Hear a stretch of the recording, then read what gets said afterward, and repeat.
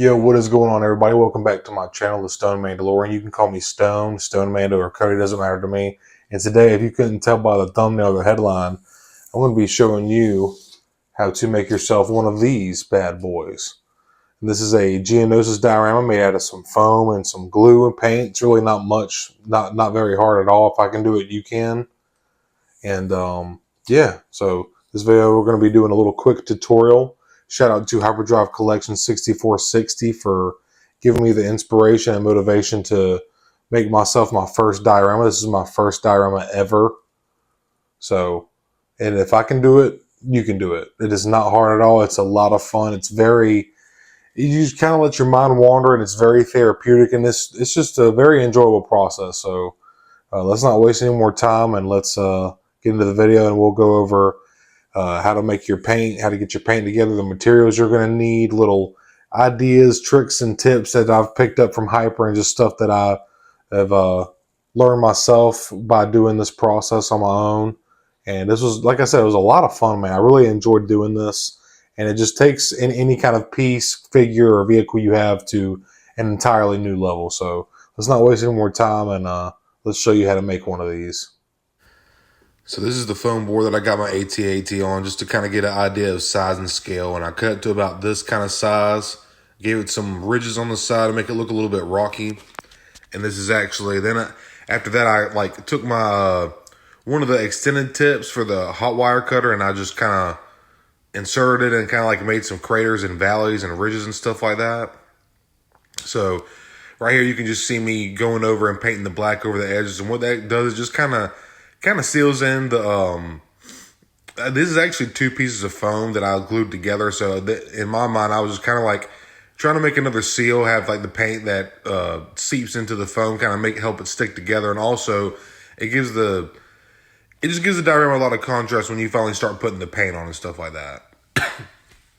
And here you can see I got my glue, my brown and red paint, and all I'm going to do is start mixing this together. You want to make sure it's mixed very, very well so you can get all the reds and the browns and the glue blended together so you don't get no funky color. Or one of another color, I should say. And yeah, now I'm just kind of lathering on, just kind of dabbing and rubbing, getting into all these little cracks and crevices and stuff like that. Just dabbing away. You want to dab on the inside of the rocks, up under the sides and stuff like that. You just want to make sure everything is a good, clean, even coat, because that's going to matter later when you start putting all the extra, I'm gonna call them toppings. When you start putting the toppings onto your diorama to give it that texture and that depth.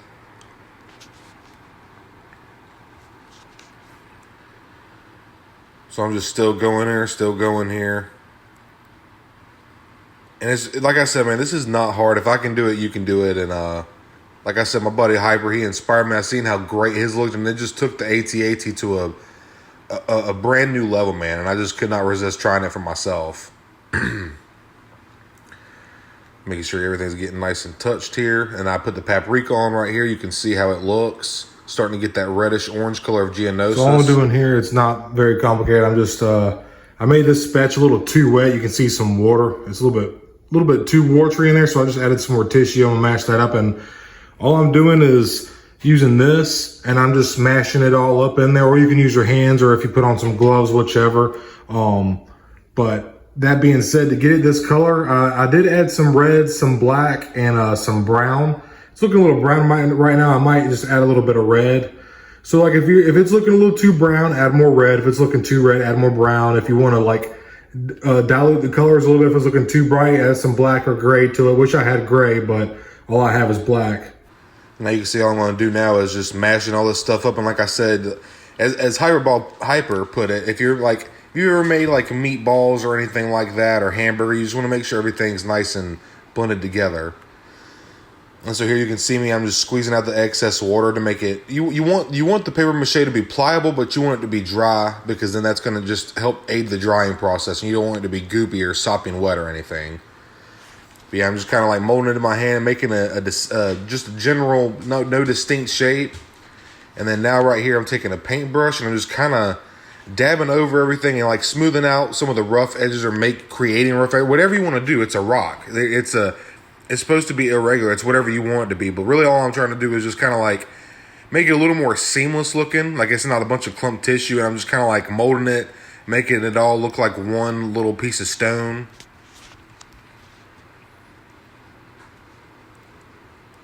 This was actually, when I seen those rocks on Hyper's, when he started saying that these are toilet paper, I was like, dude, there's no freaking way. That looks fantastic. And like, what a fun, cheap way to like add some. Here's my little Kenny Penny. Kitty. She's so pretty. So right here now, I'm just kind of, I made a mixture of red, brown, and glue, and I watered it down so I can spread it over more easily. I almost thought I messed up because I was putting the glue on. It was starting to clump up and just gather paprika on it. So I added some water, mixed it up, and watered it down, and that made it a little more watery, I guess is the term, a little more liquefied, and I was able to spread it easier. And like I said, you really want to. Here I am putting the sunflower seeds on, and all those little things. Those are just crushed up sunflower seeds that I used in my wife's veggie blender. It's very simple, and a little more paprika here to give it that reddish orange color. Add some dirt. And I think here I'm about to add some more sunflower seeds just to give it a little more texture and stuff. All right, y'all, so I am on my last step here. And all I've got here is just any kind of clear glue will do, but I got some of this Elmer's clear glue from Target. It was pretty cheap. And all I'm doing right here is I'm just mixing it in this cup. I kind of added some water to it just to make it a little more watered down so it would spread a little more easily. And all I'm going to do is cover this entire thing with this clear glue, and what that's going to do is just seal everything on this extra sunflower seed and paprika and all the extra rocks and stuff. It's just going to seal everything together and make it give it like, as Hyper would say, a real nice premium, somewhat professional finish. I am definitely no professional, as you can see. But this was a lot of fun doing this. And I'm really excited to get the ATTE on this thing once I get it all covered and sealed in this glue. And it's going to look fantastic on the shelf. So I'm just going to start getting this all mixed up a little bit. Make sure the water and the glue is mixed pretty cohesively. And I think what I'm going to do, kind of what I did, that with the earlier paint when I was spreading the glue on, giving it that second coat, I'm just going to kind of pour it on here. And I'm just going to try to spread it as evenly as I can.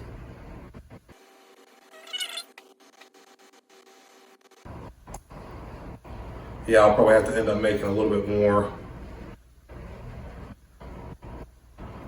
Let's just see how to start off. And I'm just going to try dabbing it on all over. I don't want to like spread it too much. You just kind of want to get that glue to touch everything. You know what I'm saying? Just want to get everything nice and coated with this glue. Like I said, you don't want to rub. You just want to kind of like dab everything in there. Get everything nice and patted down so nothing's falling off your diorama onto your shelf or sticking to your figures or anything like that. Just like I said, just dabbing everything down. I may end up making another little batch of this, to be honest, just to kind of make sure everything's nice and covered. Really just trying to give this a nice glaze. Like a glazed donut from Krispy Kreme.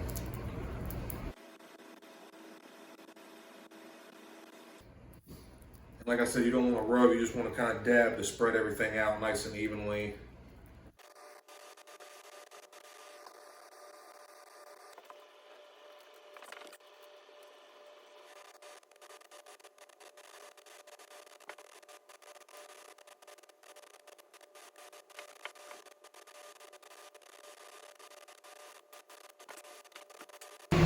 So here's Geonosis all glued up. Sorry if you have a hard time hearing me, I'm right by I got this kind of set up where my fan's just pointed right at it. I do have it all glued up here, and it's looking pretty good. I think I got a lot of points of contact where everything looks nice and glazed and coated. So I'm gonna give it some time to dry. I was on my lunch from work real quick. I'm gonna give it some time to dry, obviously get off work and I'll check it out and see how it's looking. It'll probably be tomorrow before everything, or sometime tonight or sometime tomorrow before everything like sets up. I kind of got a little puddle right there. It must have just gathered. But I'll let this dry for tonight or overnight, and I'll come back and see if it needs to be touched up with any extra glue or whatever.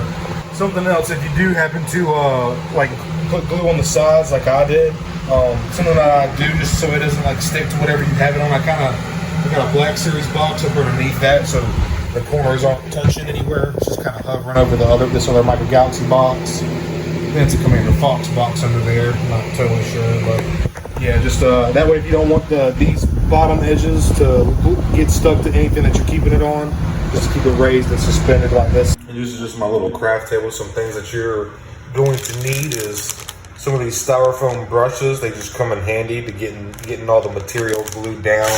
Get you some of this clear glue as well. Pick you up a couple things of paprika. I have a couple sitting over there. I got some just Walmart brand paprika is all you need. I got some red and brown paint, like literally 49-cent paint, super cheap acrylic paint. And then here is my wire cutting kit right here. I just got this, so that was definitely a huge help with getting this foam cut. So this is what it looks like. You got a little switch on and off. Be careful when you're dealing with this. It's very hot and you could flip yourself up. So don't do that. Be careful. It comes with a lot of different tips right here. So get yourself one of these. So get your paprika, get your glue, your hot wire foam cutter, your red and brown paint, your clear glue, some paint brushes, and then some foam brushes, and you'll be ready to rock and roll. Well, y'all, here it is, all done up. It is finished. I got the last coat of glue on it just to kind of give it a nice seal to it. And I'll give this a quick spin so y'all can check it out. And I do like the way it turned out. I still kind of like Hyper's better, but Hyper, if you're watching, there's something about your thing, man. I know this is my first one. I have a long ways to go, but I do prefer yours over mine. But for my first one, I'm very pleased with how it turned out. This just gives it a whole new effect when it's going to be on the shelf, and I really like the way it turned out, man. The sunflower seeds.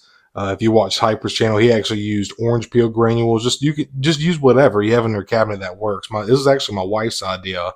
I told her I was looking on Amazon for orange peel granules. I was like, man, it's like $5 for just like a little 2-ounce thing of spices. I'm not trying to do that. I mean, I went looking in the cabinet. We had like some groceries or whatever, and she kind of looked at sunflower. She's like, why don't you try that? So I put it in her vegetable chopper and I chopped it up real good, and I just really like the way it turned out, man. But you could use this for Micro Galaxy, you could use this for TVC, for old Kenner figures, you could use this for Black Series, whatever you want, obviously. But like I said, I really do like the way it turned out. That glue glaze kind of just sealed it all very nicely. None of this is coming off. Like, it is sealed to the foam. It's not going to get on your figure or on your hands or on your shelf, nothing like that. But this looks freaking awesome. I really like the way it turned out. And I'm going to try to do a little quick, like, in-hand tour without making the camera too shaky. But you can see I do have one little spot right there that kind of puddled. I don't really like that, but it's kind of in a crater. You're not really going to see it all that much the way that I have it turned to my shelf. But I really like how the rocks turned out. And these ones here, if you remember at the beginning of the video, all the little sections that I've chunked out of here, I used these as like extra ridges and rocks and stuff. So the more smooth ones like these that you see are the extra pieces of foam that I either cut off the edge right here or craters that I took out and I just repurposed them or whatever. And then these little ones, these are actually the paper mache rocks that Hyper inspired me to do. They just have a real nice natural look to them. And it's a rock. So like obviously it doesn't have to be perfect. You know what I'm saying? But it really it emulates that effect so well. And like, you want texture, you want irregularity, you don't want any anomalies, because like everything in nature is almost so perfect it's irregular, or so irregular it's perfect. I don't know what I'm trying to say. You can see the Micro Galaxy's got a little more of a brown here, but I really do think that the paprika and that red and brown mixture that we did with the paint and the glue, I just like this color for Geonosis a little bit better. It's got a little more of an orange brownish color tint to it. but it turned out really good, man. It was a lot of fun doing it too. The initial startup cost, obviously, getting the wire cutter and the foam, the material, and all that is really not even all that bad. But like once you have everything you need, paint and stuff like that, it's a lot of fun, dude. It is a lot of fun. But that looks really badass. Here's two Black Series figures I have. Obviously, the Clone Wars Maul Season 7 Maul and the Super Battle Droid just come out this year. Probably figure of the year, or at least top 3 in my opinion. And this just like I said, it just adds a whole new level to the display to your collection. Like it makes the figures feel more real, I guess. You know what I'm saying? But I really like the way that this looks. Here's another little quick shot with the Droidica sitting on, and I think it looks pretty freaking sick, if I do say so myself, man. Looks like it just rolled out on the Geonosis arena. Looks badass, man.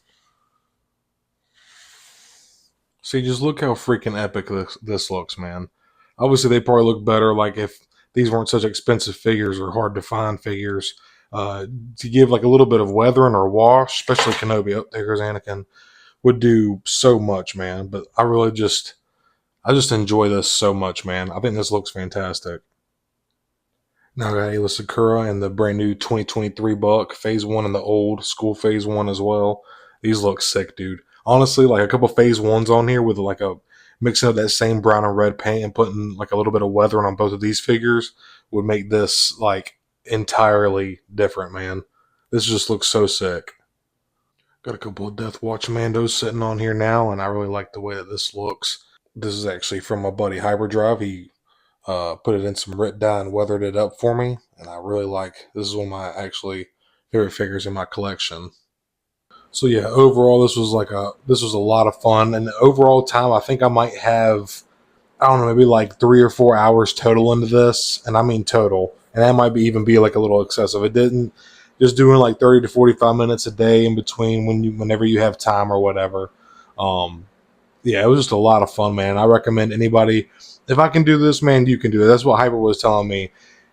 There is still like an art to it in the eye, I believe, but I just had a lot of fun doing this. I think you should try it too. It's very cheap, like 20 to 30 bucks will get you started, like everything you need or whatever.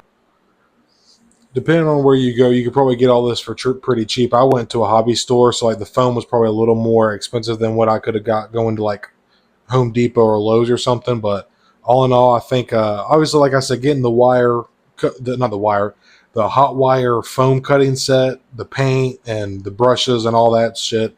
You're probably talking about like 40 to 50 bucks, like worth of materials at first. But like all in all costs that went into the project, you're probably talking like less than 10 or 15 bucks, honestly. The amount of glue and paint and then the foam as well. And I still have a lot of foam left over, so I have plenty to make another diorama if I decided to and wanted to, which I do have a couple of ideas. I kind of want to do a Tatooine, kind of like a Tatooine style diorama, maybe even try to do Dagobah or Naboo, like a swamp kind of theme.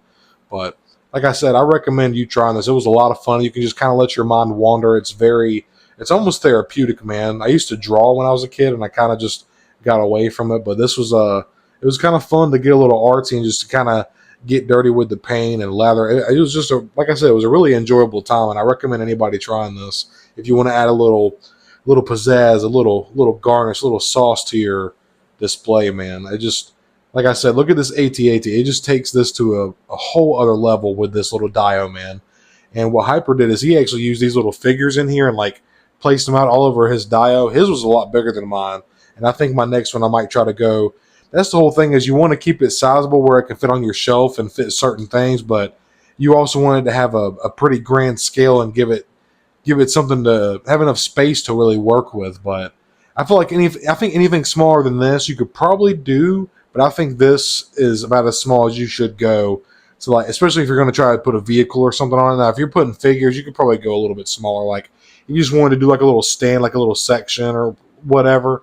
But yeah, super enjoyable, man. I just really enjoyed the process. I was going through watching Hyper's tutorials. Go check out his page, Hyperdrive Collection 6460. He actually motivated me to start this. I seen his and I was just extremely impressed and just thought it would be a lot of fun to try. And it turned out like it was. And I even sent it to him and it was keeping him updated as I was going along and doing this, and he was just telling me how great it looked. But like I said, I actually prefer his over mine. I have a long ways to go, but for my first time, this was a lot of fun, man. But I appreciate you all checking out this video. Like I said, try this yourself. Pick up the materials. Like, put aside like 40 to 50 bucks so you can get everything you need. Or if you have some of that stuff, it might be even be 10 or 20 bucks or less.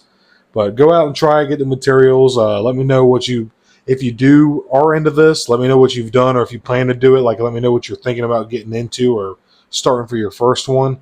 It's very, very enjoyable, man. Very relaxing and therapeutic.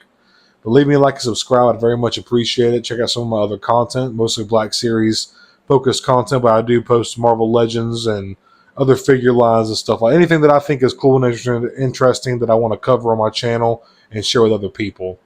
But like I said, leave me a like and subscribe. It's very appreciated. Hope you enjoy my other content. Hope you're having a great day or night whenever you're watching this. May the Force be with you.